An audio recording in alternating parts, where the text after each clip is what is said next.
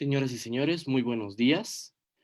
Quiero saludar al rector regional de la Unidad Académica La Paz, el licenciado Flavio Escobar. Les voy a dar unas recomendaciones para la conferencia. Por favor, apagar los micrófonos, estar con el nombre con el que se inscribieron, mantener las cámaras apagadas. Al finalizar la conferencia podrán mandar sus preguntas.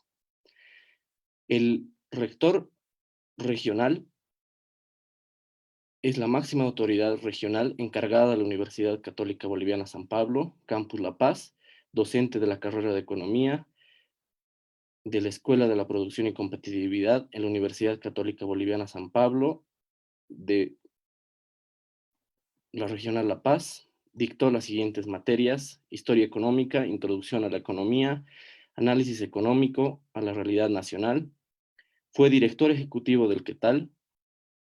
Fue vicepresidente de operaciones y gerente de finanzas en Soboce. Fue director del programa de maestrías para el desarrollo de la Universidad Católica Boliviana. Fue subsecretario de Planeamiento del Ministerio de Planeamiento y Coordinación y fue presidente y tesorero de la Cámara Americana de Comercio de Bolivia. Estimado rector,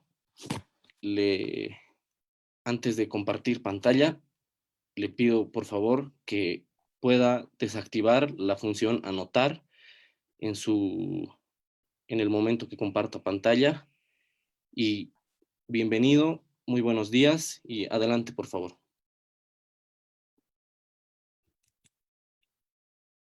Muchas gracias, Mateo.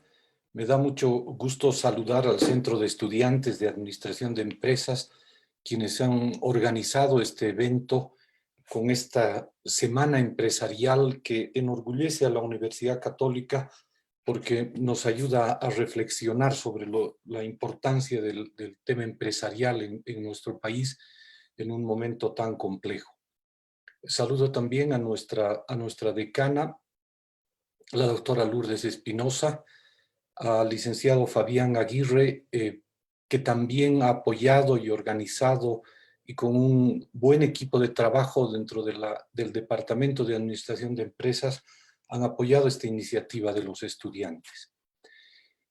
Bien, a mí me han invitado ahora para compartir en esta semana empresarial y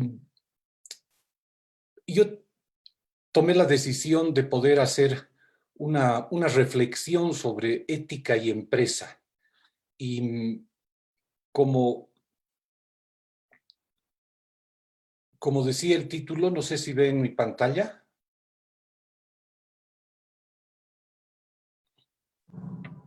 Se ve distinguido, rector. Perfecto. Entonces, el título que yo he puesto a esta charla es: si el Gabo hubiera conocido a Steve Jobs y no a Samuel C. Murray, la historia habría sido muy diferente. Y digo esto porque yo no sé cuántos de ustedes, y a ver si me hacen una seña de este tipo para comentarme, ¿quiénes conocen a Gabriel García Márquez? ¿Quiénes conocen a Steve Jobs? Me gustaría sentir un poquito la interacción con ustedes. Y efectivamente hay muchos dedos arriba porque son bien conocidos. Y ahora me gustaría saber ¿quiénes conocen a Samuel C. Murray? Y les voy a decir que ha tenido tanto impacto en nuestra realidad económica y cómo nos ha marcado, pero es el tipo de gente que no pasa a la gloria por lo que ha hecho. Y les voy a contar, basado en el tema de la literatura, algún rato comenté con mis colegas que en este tiempo de cuarentena, a mí me ha dado mucho gusto pasar un curso en Coursera sobre Macondo y García Márquez, que ha sido un curso con la Universidad de los Andes realmente muy, muy interesante. Y en esto una reflexión que me ha permitido hacer es el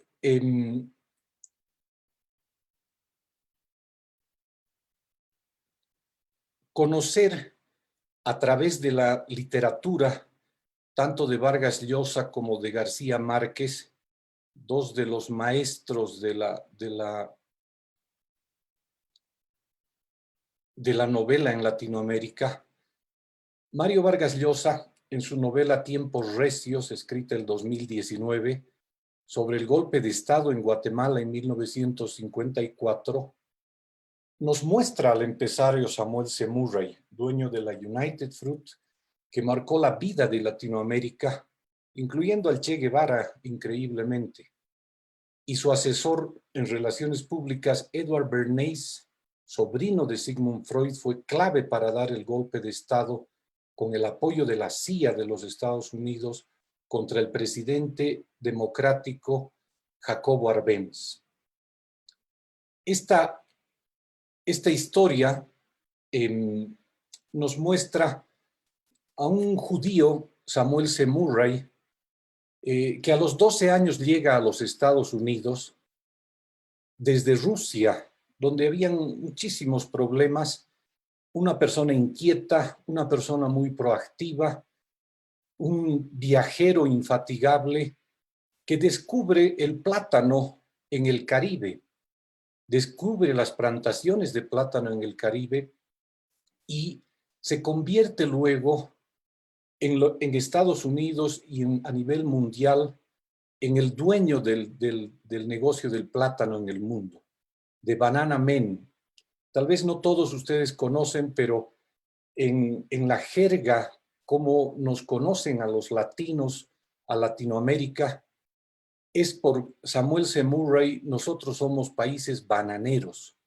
Y eso trataba de reflejar el hecho de que vivíamos del plátano, efectivamente no en países como el nuestro, pero en todo el Caribe, en Guatemala, en Honduras, en Colombia, en varias islas del Caribe, el plátano fue muy, muy relevante. Y este hombre, que durante la primera parte del siglo XX desarrolla el negocio del plátano en el Caribe, se da cuenta que tenía problemas para explotar el plátano de la forma en la que él lo hacía. Y recurre a a un judío muy, muy educado, sobrino de Sigmund Freud, Edward Bernays, que es el padre de las relaciones públicas, un gran abogado muy bien ubicado en Nueva York, y este hombre lo recibe a Samuel C. Murray, que era un malatraza, una persona que apenas hablaba el inglés razonablemente bien, escribía muy mal, tenía muy mala ortografía. Y Edward le dice a Samuel, ¿por qué crees que yo podría trabajar para ti? Y el tipo muy práctico le dice, porque tú te vas a poner en la cantidad de dinero que quieras ganar. Y efectivamente, a partir de eso, en el año, creo que era 1948, Edward Bernays empieza a trabajar para Samuel C. Murray. Y la idea de por qué Samuel C. Murray recurre a Bernays es porque en Latinoamérica, y lo que refleja el libro de Vargas Llosa, Tiempos Recios, es el golpe de Estado que le dan al presidente Jacobo Arbenz, es que los gobiernos democráticos intentan formar los estados, lo que nos pasó a nosotros el año 1952 con la Revolución Nacional, que hayan elecciones, que puedan votar todas las personas, que se haga, como se hizo en Bolivia, una reforma agraria para distribuir la tierra, que se reconozcan los derechos a los trabajadores, en fin. Y una serie de reformas. Y Jacobo Arbenz iba en esa línea. Y entonces, eso obviamente incomodaba a Samuel C. Murray. Samuel C. Murray estaba acostumbrado a recibir la tierra de forma gratuita, a no pagar impuestos, a no reconocer derechos de los trabajadores, a apropiarse de lo que él necesitaba, pero de todas maneras era un empresario que generaba empleo, que generaba infraestructura. Él llevó el ferrocarril a muchos de estos países, y acuérdense de Macondo, cómo llega el ferrocarril con la bananera. Y esa era la idea, porque este hombre también llevaba trabajo, llevaba todo esto.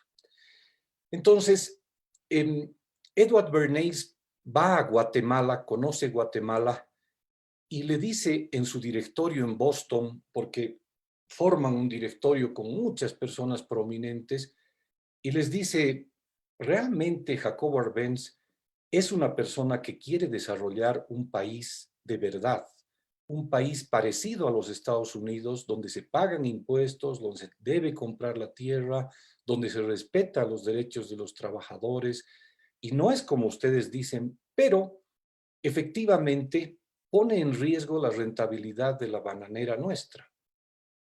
Entonces, lo que vamos a hacer, y esto hoy día le llamamos fake news, vamos a hacer creer en el marco de la Guerra Fría de la década de los 50, que acá está un gobierno comunista. Está llegando el comunismo. Y Edward Bernays, que es muy, muy conocido y muy allegado a congresistas, a medios de comunicación, dice, yo no voy a ir a los medios de comunicación conservadores, que los tengo y los puedo decir. Lo importante es ir a los medios liberales, como el Washington Post, como el New York Times, y los convence de que en Guatemala se estaba formando un país comunista. Convence a los congresistas norteamericanos y logran derrocar a Jacobo Arbenz instaurando una dictadura militar en Guatemala. Y el tema del rompimiento de la estructura democrática, del gobierno democrático, fue terrible porque generó luego en muchos jóvenes en Latinoamérica la rabia contra Estados Unidos, que no respetaba la democracia latinoamericana, y les hizo pensar, como que ocurrió en muchos países, que la guerra armada era la única solución, porque la democracia era manejada como si fuéramos títeres a los intereses de otras potencias. Y ese fue el efecto, que trajo la historia de Samuel C. Murray a Latinoamérica, que no solo afectó la economía, no solo afectó a la visión empresarial, sino también afectó a la política. Y como vamos a ver luego, el Gabo García Márquez, que tiene tanto impacto cultural en toda nuestra Latinoamérica, escribe su primera novela el año 1955, imagínense esa casualidad histórica, y escribe La hojarasca. Y yo me voy a permitir leer una partecita pequeña, y sepan tenerme confianza, pero realmente describe el Gabo qué es la hojarasca y cómo llega la hojarasca y cómo la hojarasca llega con la bananera. De pronto, como si un remolino hubiera echado raíces en el centro del pueblo, llegó la compañía bananera perseguida por la hojarasca. Era una hojarasca revuelta, alborotada, formada por los desperdicios humanos y materiales de los otros pueblos, rastrojos de una guerra civil que cada vez parecía más remota e inverosímil. La hojarasca era implacable. Todo lo contaminaba de su revuelto olor multitudinario, olor de secreción a flor de piel y de recóndida muerte. En menos de un año arrojó sobre el pueblo los escombros de numerosas catástrofes anteriores a ella misma. Esparció en las calles su confusa carga de desperdicios, y esos desperdicios, precipitadamente, al compás atolondrado e imprevisto de la tormenta, se iban seleccionando, individualizándose hasta convertir lo que fue un callejón con un río en un extremo y un corral para los muertos en el otro, en un pueblo diferente y complicado. hecho con los desperdicios de los otros pueblos.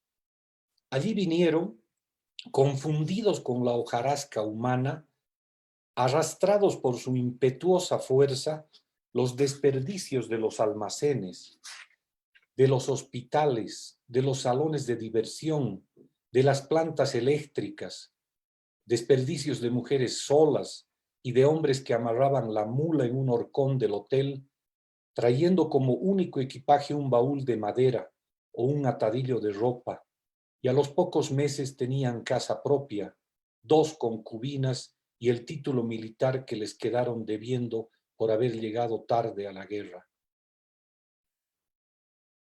Hasta los desperdicios del amor triste de las ciudades nos llegaron en la hojarasca, y construyeron pequeñas casas de madera, e hicieron primero un rincón donde medio catre era el sombrío hogar para una noche, y después una ruidosa calle clandestina, y después todo un pueblo de tolerancia dentro del pueblo. En medio de aquel ventisquero, de aquella tempestad de caras desconocidas, de toldos en la vía pública, de hombres cambiándose de ropa en la calle, de mujeres sentadas en los baúles con los paraguas abiertos, y de mulas y mulas abandonadas, muriéndose de hambre en la cuadra del hotel, los primeros éramos los últimos. Nosotros éramos los forasteros, los advenedizos. Después de la guerra, cuando vinimos a Macondo y apreciamos la calidad de su suelo, sabíamos que la hojarasca había de venir alguna vez, pero no contábamos con su ímpetu. Así que cuando sentimos llegar la avalancha, lo único que pudimos hacer fue poner el plato con el tenedor y el cuchillo detrás de la puerta y sentarnos pacientemente a esperar que nos conocieran los recién llegados. Entonces pitó el tren por primera vez. La hojarasca volteó y salió a recibirlo, y con la vuelta perdió el impulso, pero logró unidad y solidez, y sufrió el natural proceso de fermentación y se incorporó a los gérmenes de la tierra. Macondo, 1909. Así empieza García Márquez lo que es la hojarasca, tan ligado a la empresa bananera, tan ligado a lo que llega cuando hay inversión extranjera. Nosotros éramos los forasteros, dice, porque cuando llegaron, y miren cómo termina. Hasta hace 10 años, cuando sobrevino la ruina, el esfuerzo colectivo de quienes aspiraban a recuperarse habría sido suficiente para la reconstrucción. Habría bastado con salir a los campos estragados por la compañía bananera, limpiarlos de maleza y comenzar otra vez por el principio. Pero a la hojarasca la habían enseñado a ser impaciente, a no creer en el pasado ni en el futuro. Le habían enseñado a creer en el momento actual y a saciar en él la voracidad de sus apetitos. Poco tiempo se necesitó para que nos diéramos cuenta de que la hojarasca se había ido y de que sin ella era imposible la reconstrucción. Todo lo había traído la hojarasca y todo se lo había llevado. Con esta lectura lo que trato de decirles es que incluso en la cultura, que es lo más profundo que hay en una comunidad, que es lo más profundo que hay en un ser, se cuela este concepto de falta de ética de una empresa que lo destruye todo. Yo soy potosino y siento que Macondo se parece mucho a Potosí. ¿Cuántas veces han llegado, obviamente, compañías mineras, no compañías bananeras, y han hecho y se han sacado? Jaime Paz, el expresidente, decía, nosotros somos como un país campamento. Cuando hay buenas cotizaciones internacionales, llegan y son increíbles las inversiones que uno siente. Cae el precio, todo se va como la hojarasca y se lo lleva todo. Y entonces, ese es el concepto que quería compartir. Y ahora me voy al otro extremo y y comparto con ustedes a Steve Jobs. Walter Isaacson escribe la biografía de Jobs casi a regañadientes. Jobs, aquejado por un cáncer, sabía que se iba a morir y le pide por favor que escriba su biografía. Walter Isaacson le dice, no, porque yo conozco tu carácter, eres muy torpe y yo no quiero que tú me dictes lo que yo voy a hacer. Yo escribo las biografías que a mí me parecen.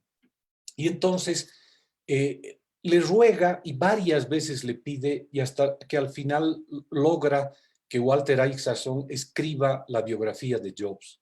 Si ustedes no la han leído, realmente yo se las recomiendo.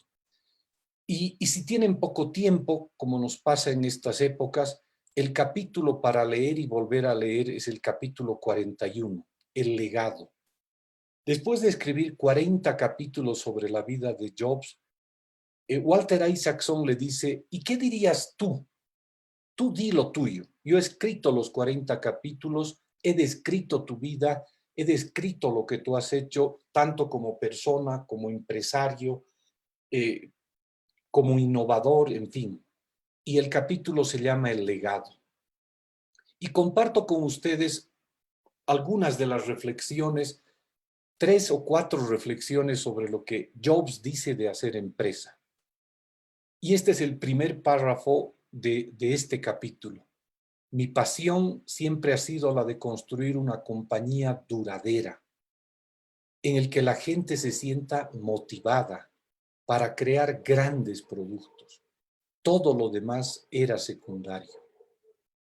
Obviamente era fantástico obtener beneficios, porque eso es lo que permite crear grandes productos. Pero la motivación eran los propios productos, no los beneficios.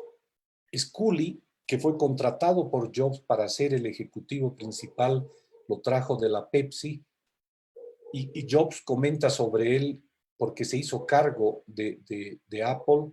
Scully le dio la vuelta a esas prioridades y convirtió el dinero en la meta. Es una diferencia sutil, dice Jobs, pero acaba por afectar a todos los campos. La gente a la que contratas, quién recibe ascensos, qué se discute en las reuniones. Y esta idea de Jobs sobre hacer empresas desafía incluso a la propia economía. Yo soy economista y a los economistas se nos enseña que los empresarios lo que tienen que hacer es maximizar la productividad, maximizar la rentabilidad. De eso se trata. Y Jobs dice, no, hay que hacer grandes productos. El dinero viene después. Tremendo desafío. Para validar este concepto, también Jobs decía, a propósito de los hombres de negocios, porque a los hombres de negocios no los consideraba empresarios, odio a la gente que se etiqueta a sí misma como emprendedora, entre comillas, cuando lo que en realidad están intentando hacer es crear una compañía para después venderla o salir a la bolsa para poder recoger los beneficios y dedicarse a otra cosa. No están dispuestos a llevar a cabo el trabajo necesario para construir una auténtica empresa, que es la tarea más dura en este campo. Así es como puedes hacer una contribución real y sumarte al legado de los que vinieron antes que tú. Así es como construyes una compañía que siga representando unos valores dentro de 1 o 2 generaciones. Eso es lo que hicieron Walt Disney, Hewlett y Packard y las personas que construyeron Intel. Crearon una compañía para que durase y no solo para ganar dinero. Eso es lo que quiero que ocurra con Apple. Y va más allá todavía. Era un enamorado de la innovación que no necesariamente era lo suyo. Siempre hay que seguir esforzándose por innovar. Dylan podría haber cantado canciones de protestas toda su vida y probablemente habría ganado un montón de dinero, pero no lo hizo. Tenía que seguir adelante y cuando se puso manos a la obra, al pasarse a los instrumentos eléctricos en 1965, se encontró con el rechazo de mucha gente. Los Beatles eran iguales, dice Jobs. No paraban de evolucionar, de moverse, de refinar su arte. Es eso lo que he intentado hacer siempre, mantenerme en movimiento. De lo contrario, como dice Dylan, si no estás ocupado naciendo, estás ocupado muriendo. Bob Dylan refleja lo que es la innovación. Si no estás innovando en tu empresa, estás muriendo. Y Bob Dylan, nada más como un ejemplo, llegó a ganar luego de la muerte de Jobs el Premio Nobel de Literatura, siendo un gran músico. Y al final, el humanismo brota con la ciencia. De nuevo tomo a Jobs y dice, Edwin Land de Polaroid hablaba acerca del cruce entre las humanidades y la ciencia. Me gusta esa intersección. Hay algo mágico en ese lugar. Hay mucha gente innovando y esa no suele ser la característica principal de mi línea de trabajo. El motivo por el que Apple cuenta con la aceptación de la gente es que existe una corriente profunda de humanidad en nuestra innovación. Creo que los grandes artistas y los grandes ingenieros se parecen porque ambos sienten el deseo de expresarse. Ese es Jobs. Imagínense la diferencia diametral con un Samuel C. Murray. Gente motivada, grandes productos, innovación, humanismo, y todos estos conceptos, a mi criterio, están asociados al tema del comportamiento ético que tenemos como personas. Y ahora comparto brevemente mis conclusiones para escucharlos también a ustedes. Yo creo que la ética es relevante al hacer empresa, determina cómo será el futuro de la comunidad en su conjunto. De los empresarios depende cómo nos traten hacia adelante, porque nosotros hemos contribuido o no al desarrollo empresarial. Nosotros hemos ayudado a nuestra comunidad para que mejore o nos hemos aprovechado simplemente. En segundo lugar, hacer empresa solamente para hacer dinero no ayuda en esa visión de largo plazo. Y por último, Steve Jobs, a mi criterio, fue un ejemplo de empresario innovador que cambió el mundo de manera definitiva. C. Murray no es un ejemplo de empresario y su empresa murió con él en 1961 y muy pocas personas lo conocen. Eso es lo que tenía que compartir con ustedes y ahora sí estoy atento para poder recibir sus preguntas. Muchas gracias. Bueno, muchas gracias, estimado rector. Vamos a continuar con la ronda de preguntas. Les voy a pedir a los participantes, por favor, que los que quieran hacer preguntas levanten la opción levantar la mano y les vamos a dar la palabra. Adelante.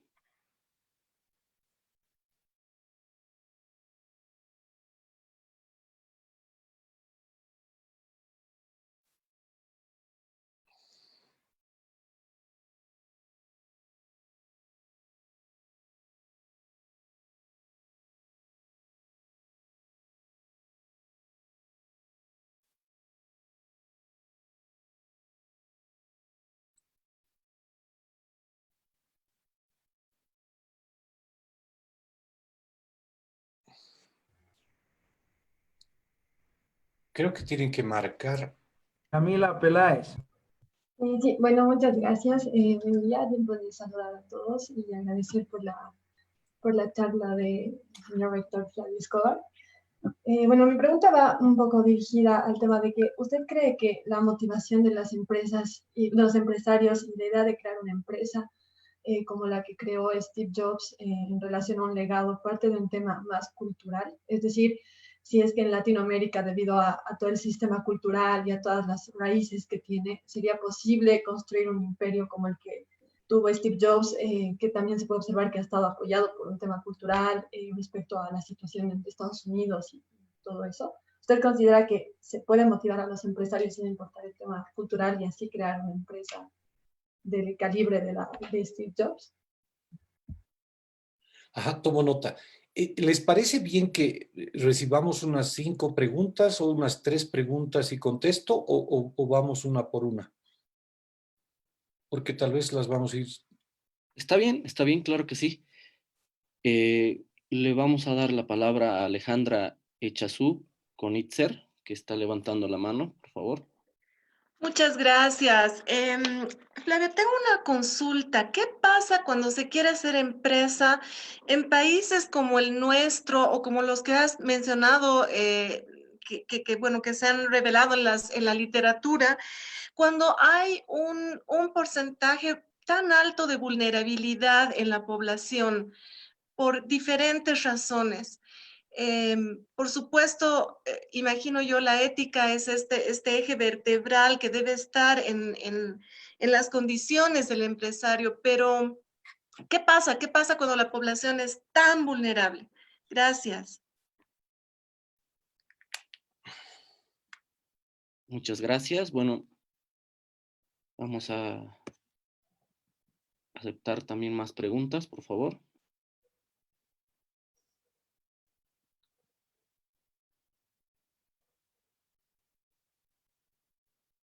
El licenciado Jorge Alejandro Blacut también quiere, creo que ha levantado la mano. Si le pueden dar la palabra.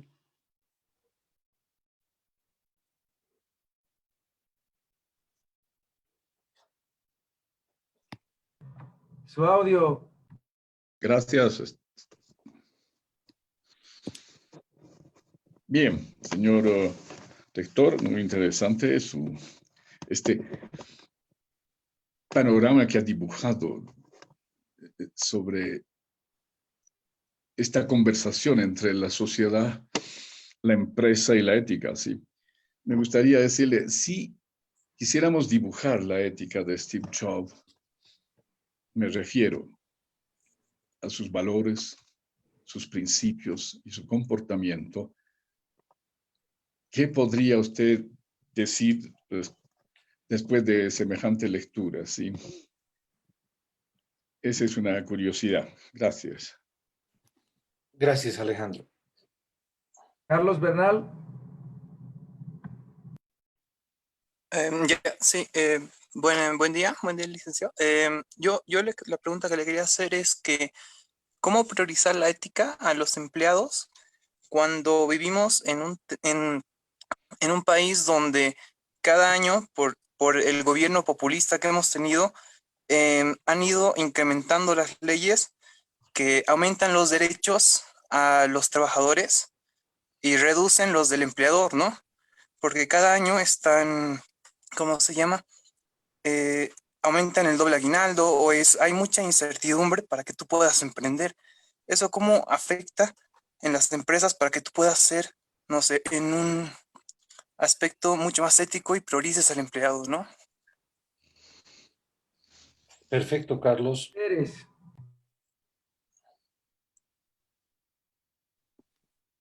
Gabriele Pérez.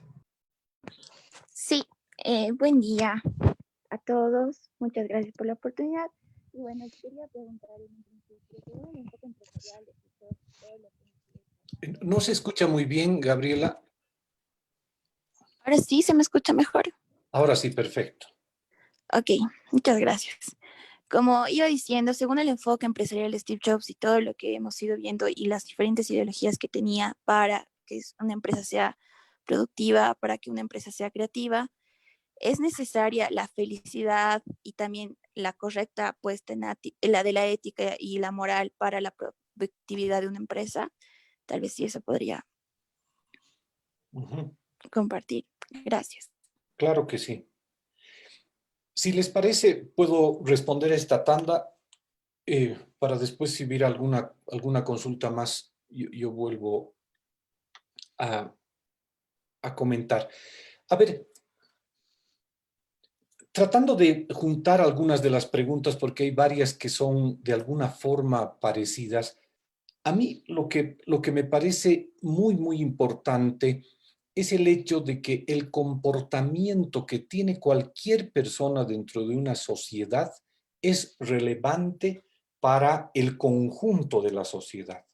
Si nosotros nos acostumbramos a tener empresarios abusivos, a tener empresarios que no respetan las normas, a tener, en fin, eso también va a marcar y nos va a marcar como empresarios dentro de una sociedad. Y tal vez el tema más serio, y aquí los administradores de empresas me van a coincidir conmigo, que la confianza es un elemento fundamental para el desarrollo empresarial. Hay este famoso autor de El fin de la historia. Él también escribe de trust, confianza, y ese es lo que une.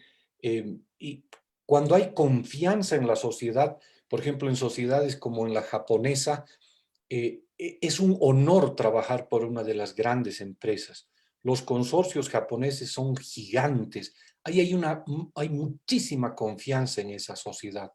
Y en países como los nuestros, efectivamente, no hay consorcios que duren muchos años, no hay empresas que se mantengan en el tiempo, justamente por eso. Y efectivamente, y aquí entro al otro aspecto que han tocado varias de las personas que han consultado, no siempre los gobiernos se portan bien, no siempre los gobiernos hacen las cosas adecuadas.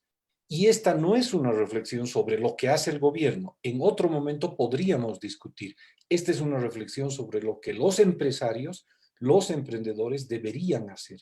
Y efectivamente, el contexto que tenemos nosotros no es el mejor. Y por eso no vienen tantas inversiones tampoco a nuestro país. Y ese es el desafío doble que tenemos los profesionales en Bolivia. Una opción efectivamente es salir del país. Aquí no hay condiciones para hacerlo. Y vámonos a otro lugar donde tengamos mejores condiciones. Y eso es un tema en el que yo creo que no hay una respuesta definitiva. Yo creo que hay oportunidades en el exterior y bienvenidas las personas que quieren tomar ese camino, pero también en nuestro país hay tanto que hacer, tanto que hacer.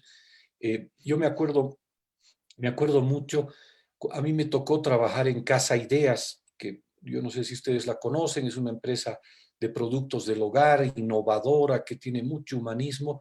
Y cuando llegó Mauricio Russo, el dueño de la empresa, un chileno, apenas lo convencimos para que pueda llegar a Bolivia. Y el argumento más importante para que le cambió el chip a él para decir, a ver, voy a ir a ver Bolivia, es, oye, si fracasas en Bolivia, nadie se va a dar cuenta en el mundo. Listo, perdiste, y no es una inversión tan grande la que vas a tener que hacer. En cambio, si fracasas en Estados Unidos, si fracasas en Colombia, que son países más grandes que el nuestro, pucha, el efecto en la bolsa en Santiago va a ser pues más complicado. ¿Qué tipo dijo? Sí, a ver, llegó a Bolivia y me acuerdo, me preguntó, era el año 2010, 2011, sí, alrededor del 2010, y estábamos en plena reforma de la Constitución para convertirnos en Estado plurinacional.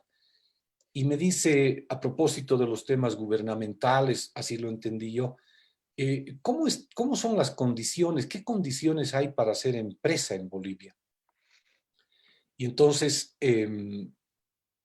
yo le digo, mira, tengo que decirte la verdad, en este momento está un gobierno populista que no necesariamente aprecia el tema del sector privado, hay temas incluso de propiedad que se están discutiendo en el Parlamento. ¿Se acuerdan? Había mucho temor sobre qué iba a pasar con la nueva Constitución.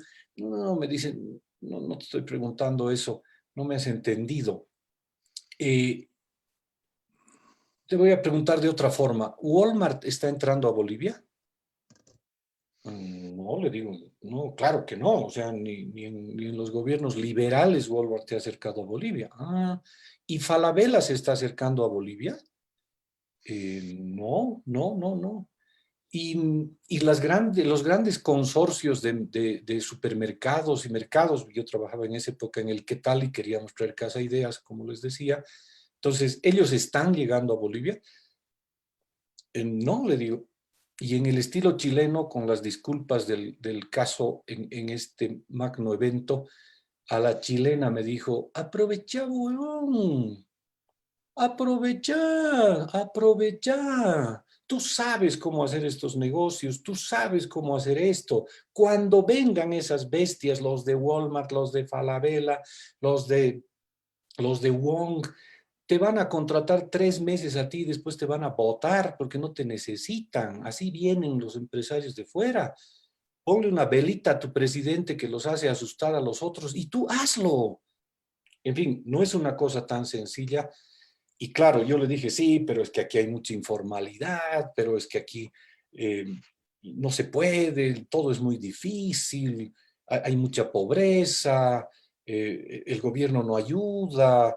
Y bueno, si tú vieras la informalidad para vender toallas, sábanas y tazas y todo esto, y él me dice, ¿y dónde se venden esas cosas? Bueno, en la Justus, le digo, ¿no? ¿Y me puedes llevar a la Justus? Claro, vamos.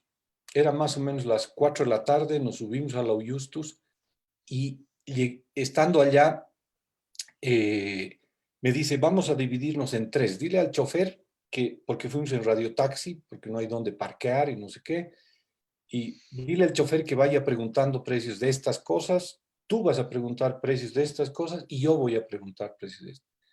Entonces los precios eran diferentes según el tono con el que le hablas a la caserita, porque es extranjero, entonces le dan un precio más alto, el otro consigue otras cosas. Quería ver el tamaño de una sábana y claro, la señora le dice, ¿vas a comprar o no vas a comprar? Yo no voy a sacar la sábana y la voy a extender, estás loco. En fin, y se hizo tarde, más o menos las 6:30, paseando por la Justus, el taxi se perdió, lo esperábamos, y me hace la siguiente pregunta y me dice, oye, ¿y tu mamá y tu esposa vienen a comprar aquí? Y claro, le digo sí, porque este es el lugar donde están las sábanas, este es el lugar donde hay las cosas estas, eh, ¿y tú no crees que lo puedes hacer mejor? Y otra vez me disculpo porque así me lo dijo, es que tienes que ser muy guau. O sea, y ahí está Casa Ideas. Y Casa Ideas es un éxito, Casa Ideas crece, tiene como 10 tiendas en Bolivia. Hay formas. Yo no digo que sea sencillo, yo no digo que sea fácil. eh, eh, y entonces creo que en esa perspectiva he tratado de responder a esa pregunta. La otra pregunta a propósito del tema de la cultura, yo creo que es muy importante para el sector empresarial también tener en cuenta la cultura. Porque imagínense ustedes cómo una opinión como la de un Gabriel García Márquez marca a la sociedad en contra del desarrollo empresarial. ¿Por qué? Porque lo conoce a Murray, que era un maleante, era un abusivo, era un tipo que logra hacer un golpe de Estado. Y yo decía, si Jobs hubiera sido el dueño de la empresa bananera, probablemente, como pasó en Finlandia, ¿se acuerdan la empresa de celulares que se llama... Eh, eh, esa empresa de celulares era una empresa que trabajaba talando árboles en Finlandia, Nokia. Y con la lógica de la innovación, de no podemos depender de esto, el tema ambiental es muy importante. Entonces, yo creo que, y eso es lo que tenemos que lograr a futuro, ¿no? Y no quedarnos, pero tomando en cuenta que la cultura es muy importante y que tenemos que ayudar a que haya una cultura que sea más favorable al sector empresarial. Pero esto lo vamos a conseguir en la medida en que nosotros demos a la sociedad lo que debe tener.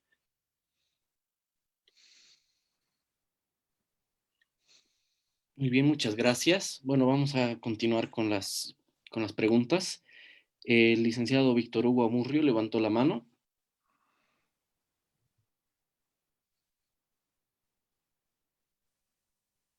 Bien, gracias. Buenos días, Flavio.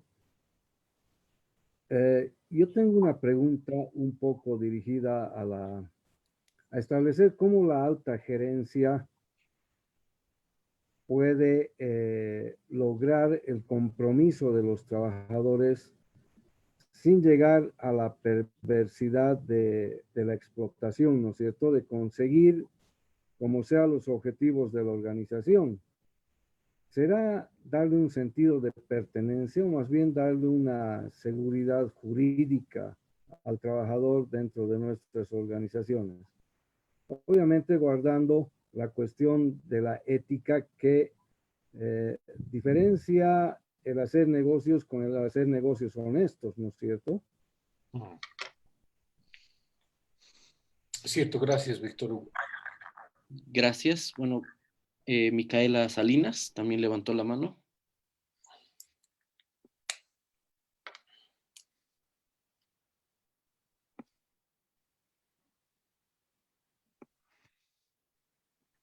Continuamos. Ramiro Aguilar Aparicio.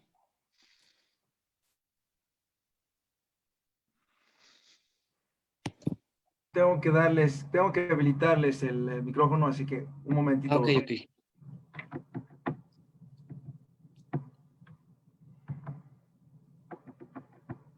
Si pueden mantener la mano levantada, por favor, porque no estoy viendo cómo son cientos. ¿Puedes volver a mencionar, Mateo, por favor? Micaela Salinas. Sí, porque hay que buscarlos uno por uno.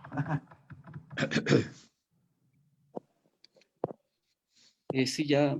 Buenos días. Sí. Ya, gracias. Buenos días, rector. Bueno, mi pregunta sería, ¿cómo se puede construir una organización con altos valores éticos y morales? ¿Cuál sería la base para no desviarse de estas raíces? Ok, gracias. Ramiro Aguilar. Sí, buenos días, muy gracias por la charla, me ha gustado mucho. Mi pregunta era, ¿qué opinas sobre la afirmación de Milton Friedman de que la función del empresario es la de generar rentabilidad al proporcionar bienes y servicios de mejor calidad a un mejor precio? Porque en la medida en la que un empresario haga esto, será un benefactor social. ¿Y cómo cree que esta afirmación se relaciona con la ética orientada a la innovación y a los recursos humanos para mejorar los productos y los servicios que en su momento llevó a cabo Steve Jobs o que actualmente podría estar llevando a cabo Elon Musk, por ejemplo? Gracias. El señor Ramiro Ortega Landa levantó la mano, ¿sí? Está levantando la mano por la cámara. Muchísimas gracias por darme el honor de dirigirme a mi amigo querido Flavio Escobar, Jorge, Fabián y a todos ustedes. Sumamente interesante la presentación, Flavio, te agradezco y te felicito. Y la verdad es que hace reflexionar acerca del tema ético en la empresa, que está muy ligado al tema ético en el capitalismo, si tú quieres. Pero yo considero que el tema ético es un tema, la ética es un valor, y como tal valor evoluciona en el tiempo. La ética de hace 100 años atrás, de la ética de los Rockefeller, de los Carnegie Mellon, de Patiño en Bolivia, para no irnos muy lejos ni muy atrás en la historia, y la de United Fruit, que tú contaste esta mañana de manera tan gráfica, obedecían a un concepto de ética que era aceptable también en esa época. O sea, había un concepto de ética como había un concepto de justicia, como había un concepto de belleza dentro de todo este mundo axiológico de valores, que era preponderante en esa época, que ya no es más preponderante ahora, que ha cambiado. Por eso es inaceptable que un billonario, actual presidente de un gran país, haya pagado $750 de impuestos en los últimos 15 años. La pregunta concreta después del comentario es, ¿no crees que los valores éticos que ahora se quieren insertar dentro de los nuevos conceptos axiológicos de la empresa. Es un concepto que más bien evoluciona en el tiempo y que a veces vemos desde la perspectiva del siglo XXI. Factores que ahora no son aceptables, pero que en aquella época eran aceptables. Gracias. Gracias, Ramiro. Tremenda pregunta. Muchas gracias. Bueno, le damos la palabra a Ian Fernando Cuellar.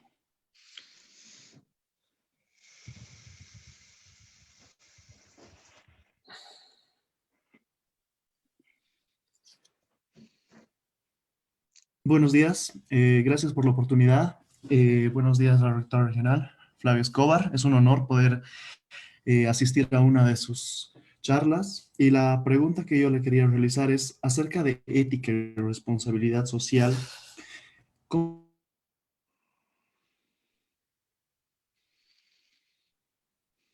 Se ha cortado. Se le cortó. No se escucha bien. A ver, si puedes repetir la pregunta. Claro que sí. Bueno, ahora sí. Hablando sobre ética y responsabilidad social, ¿cómo las diferentes empresas llevan y tratan de transmitir lo que es el sentido de ética y responsabilidad social hacia sus trabajadores? ¿Y cómo las empresas manejan este dilema ético? Gracias. Continuamos. Jocelyn Jenny Marca López.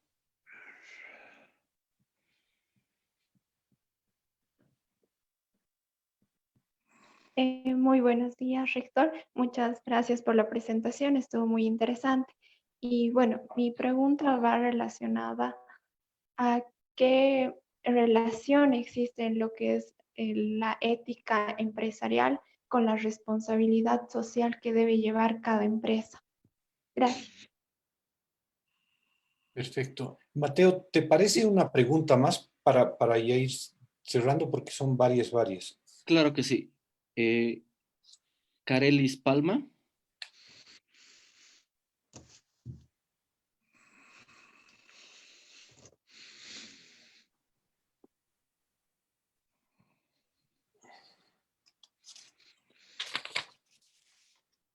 Hay que habilitarle. Sí. Creo que ya está, no ha bajado la mano. Bueno. Muy buenas. Sí. Ahí está. Gracias, rector. Muchas gracias por la charla. Fue algo muy interesante. Y mi pregunta se basa en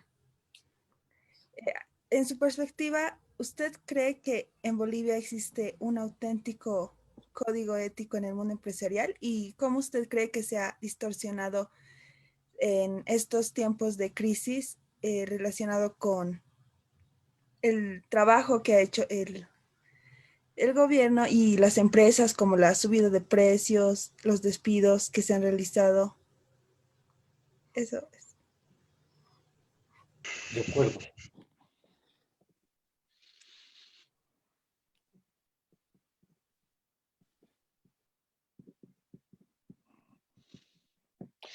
De acuerdo. Entonces, Mateo, voy a la respuesta de tan buenas preguntas. A ver. Un primer tema que quisiera señalar, con la posibilidad de equivocarme, pero yo creo que desde la Grecia antigua hasta la actualidad, la ética es la misma. No hay que mentir, no hay que ser abusivo, no hay que robar, no hay que, o sea, el concepto ético, y ahí me parece, y esa es una posición personal de todas maneras, no cambia. Yo creo que lo que hizo Samuel C. Murray es una barbaridad. Yo creo que promover un golpe de Estado, tengo la sensación, y no he logrado todavía llegar, pero creo que Estados Unidos le debe una disculpa a Latinoamérica al haber actuado de esa forma en ese momento, y hoy día tiene una espina en su garganta que es Cuba, porque yo no les había comentado, pero en la época esta en la que se hace el golpe de Estado contra Jacobo Arbenz, el Che Guevara vivía en Guatemala. El Che Guevara era un médico argentino y no podía ejercer, por supuesto, en Guatemala, pero vendía libros. Entonces, ¿se imaginan ustedes con cuánto ímpetu mayor se sentían y toda esa generación revolucionaria que fue inducida por la mentira, por la corrupción? Y eso era antes, y eso es hoy día, y eso va a ser mañana. O sea, yo creo que la actuación ética es la misma siempre. Respecto a la reflexión sobre Friedman y Jobs, yo creo que que Jobs nos plantea una postura más integral, más bien más holística. Es como si Friedman nos mostrara como un traumatólogo la calidad de los huesos, y eso está bien, pero Jobs nos presenta el tema empresarial de una forma más integral, y creo que la sociedad necesita esa percepción integral. Y les tengo que decir a propósito de Jobs, la ética, la motivación y cómo tener a tu gente contenta. Jobs era una bestia. Jobs trataba muy mal a sus empleados y decía, yo no he venido aquí a decir cosas diplomáticas, las digo como son, y si hay alguien que no funciona, lo despido. Pero en el fondo, o sea, el fondo de la actuación de Jobs es un fondo de servicio absoluto.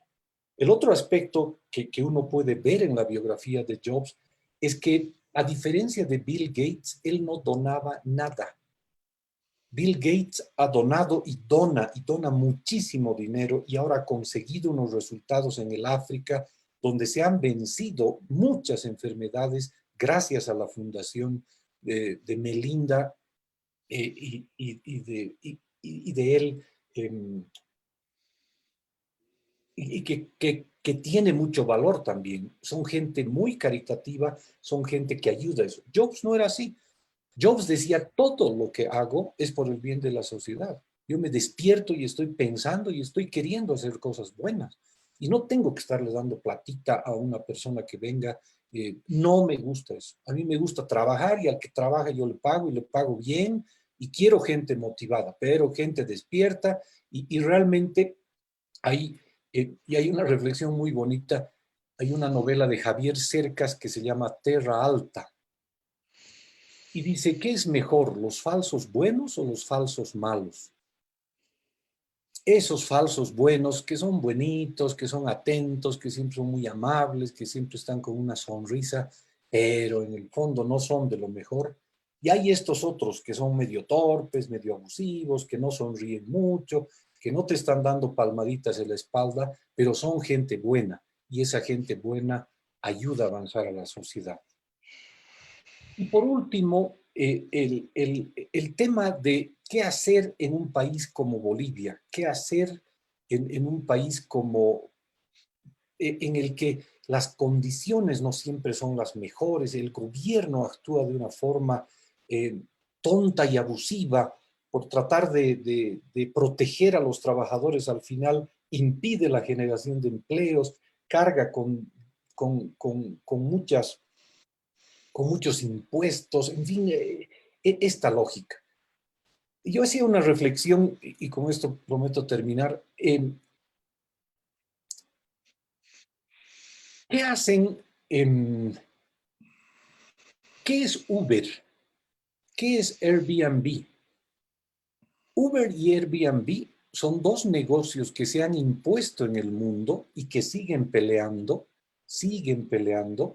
y el eje de su trabajo es alejarse del Estado. Si ustedes tienen y trabajan en Uber o toman un Uber, esa persona que toma un taxi no le pide permiso a la alcaldía, no le pide permiso al tránsito, no le pide permiso a un sindicato, no le pide permiso a nadie. Actúa sin tener regulación de parte del Estado. ¿Ustedes se imaginan lo que significa tener un taxi? Primero tienes que meterte a un sindicato y pagar a tu sindicato. Segundo, con tu sindicato tienen que ir a la alcaldía para que les permitan manejar en la ciudad.